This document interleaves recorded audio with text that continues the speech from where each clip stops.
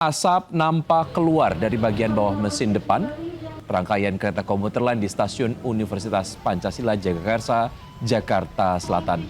Akibatnya ratusan penumpang dievakuasi dan diminta untuk turun demi keamanan.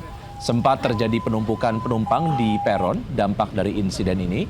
Agar tidak semakin padat, para penumpang diarahkan untuk dialihkan ke rangkaian kereta berikutnya dan melanjutkan perjalanan menuju Bogor. Rangkaian yang bermasalah pun dipindahkan ke depo terdekat untuk pemeriksaan. Pemirsa, jaga dan awasi selalu putra-putri Anda dari tangan-tangan pelaku kejahatan penculikan.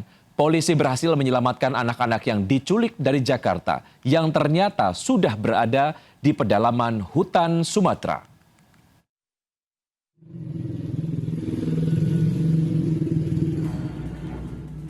Polres Metro Jakarta Barat menangkap 10 orang dalam kasus tindak pidana perdagangan orang atau TPPO di wilayah pedalaman Sumatera. Selain itu, 4 orang anak juga turut diamankan dari lokasi. Upaya penyelamatan anak-anak korban perdagangan manusia tidak mudah dilakukan. Petugas harus masuk ke wilayah pelosok pedalaman hingga ke kampung suku anak dalam. Tidak hanya itu, mobil misterius hingga pria bermotor sempat membuntuti mobil polisi saat menyelamatkan anak-anak korban perdagangan manusia. Bahkan kaca belakang mobil pecah setelah dilempar batu oleh orang tak dikenal. Pengungkapan kasus TPPO bermula dari laporan keluarga RZA yang dibawa ibu kandungnya sendiri dari rumah neneknya. Setelah ditangkap, pelaku mengaku telah menjual darah dagingnya sendiri sebesar 17,5 juta rupiah. Polisi menemukan RZA berada di wilayah suku anak dalam Jambi bersama 3 anak yang sempat dilaporkan hilang. Kini seluruh korban telah dibawa ke Jakarta. Dari Jakarta, Miftahul Gani, iNews melaporkan. Pemirsa, hingga kini sampah masih jadi masalah di Jakarta. Seperti di permukiman nelayan Marunda Cilincing, Jakarta Utara, sampah kembali memenuhi perairan. Tumpukan sampah memenuhi aliran muara di dekat permukiman nelayan Marunda Kepu, Cilincing, Jakarta Utara.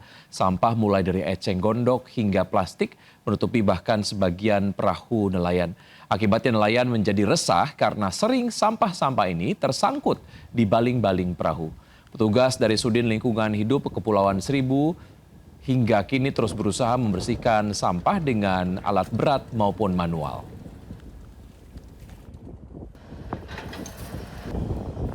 Dan kita akan bergabung dengan Anissa Rizkia yang akan melaporkan kondisi terkini dari Marunda Cilincing, Jakarta Utara. Selamat siang Anissa, bagaimana perkembangan terkini dari pembersihan sampah di sana?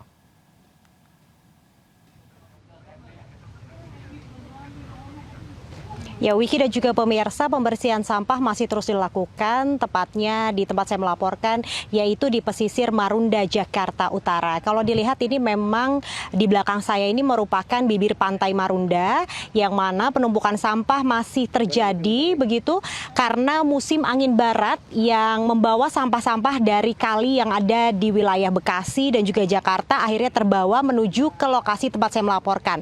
Dan kalau dilihat ini memang sampah-sampah yang ada di sini itu didominasi oleh sampah rumah tangga begitu, yang mana saat ini penanganan untuk pembersihan sampah ini dilakukan oleh petugas dari suku Dinas Lingkungan Hidup. Sebanyak 6 petugas dari Dinas Lingkungan Hidup ini dikerahkan setiap harinya untuk membersihkan di bibir pantai Marunda, Jakarta Utara. Tidak hanya dari tempat kami melaporkan, namun 1,5 kilometer dari tempat kami melaporkan, yaitu Teluk Jakarta, juga masih terdapat hamparan sampah yang masih menggenangi kawasan Teluk Jakarta. Itu artinya memang persoalan sampah ini menjadi tanggung jawab kita bersama begitu. Dan hingga saat ini juga sudah ada 3 kubik sampah yang berhasil dikumpulkan. Nanti hingga sore hari ditargetkan 5 kubik yang akan dibawa untuk dibuang ke Bantar Gebang. Akan saya perlihatkan, Wiki dan juga pemirsa, ini merupakan sampah-sampah dari hasil pembersihan oleh petugas suku Dinas Lingkungan Hidup Kepulauan Seribu, yang mana memang ada banyak sekali tanaman enceng gondok, kemudian ada sampah plastik dan juga sampah rumah tangga lainnya seperti pampers bayi, dan juga ada banyak sekali kayu dan juga bambu yang saat ini juga masih terbawa oleh ombak begitu yang akhirnya mengotori kawasan bibir pantai yang ada di Marunda, Jakarta Utara. Tentunya dari pihak DLH Kepulauan Seribu juga berharap begitu bahwasannya saat ini memang alat yang digunakan juga masih menggunakan alat seadanya dan mereka pun juga masih keterbatasan personil, sehingga mereka juga meminta agar dari pihak pemerintah bisa segera memberikan solusi untuk bisa membersihkan kawasan ini dengan segera. Untuk sementara saya kembalikan kepada Wiki yang ada di studio. Baik Anissa, terima kasih atas laporan yang Anda sudah sampaikan. Selamat bertugas kembali.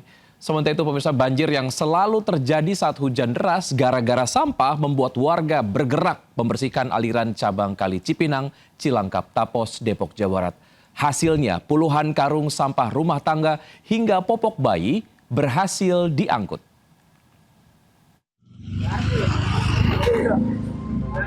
Menggunakan peralatan seadanya, warga bergotong royong mengumpulkan sampah yang menumpuk di aliran cabang Kali Cipinang, Tapos, Depok. Tak tanggung-tanggung, puluhan karung sampah yang selama ini menyumbat aliran kali telah diangkut warga. Tumpukan sampah inilah yang menjadi penyebab banjir saat terjadi hujan deras. Warga mengaku jika sampah-sampah ini merupakan sampah yang terbawa arus dari hulu aliran kali. Bermacam-macam sih, terutama yang bikin kesulitan kita untuk mengambil sampah, yaitu sampah pempes lah. Jadi sampah pempes itu sengaja diplastikin, yang merah itu gede.